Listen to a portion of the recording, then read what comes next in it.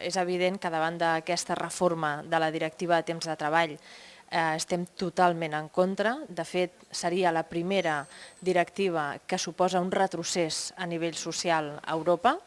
Estem veient com cada vegada les opcions conservadores al conjunt d'Europa estan guanyant pes i estan guanyant espais, i és evident que la credibilitat de l'espai europeu queda totalment en entredit si els passos que en teoria s'haurien de fer endavant entenem que es fan totalment enrere.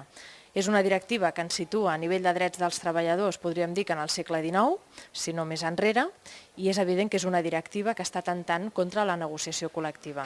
Per tant, no podem dir més que és una oposició frontal a directives com aquestes, a normatives que el que estan significant és això, és una retallada de drets.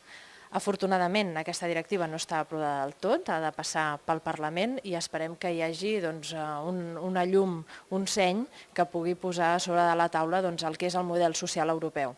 Perquè entenem que si Europa s'està construint i té futur és perquè serà social. I per tant, si Europa no ha de ser social, doncs no té sentit que sigui Europa.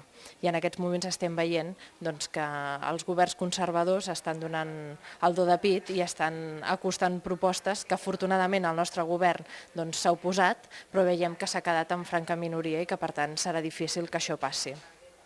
És evident que també a Espanya això no tindrà una translació, que estem parlant de l'Estatut dels Treballadors i estem parlant sobretot dels convenis col·lectius. Afortunadament, nosaltres tenim convenis col·lectius que no estan en aquesta línia i és evident que per part nostra farem tot el possible perquè això no arribi a passar mai.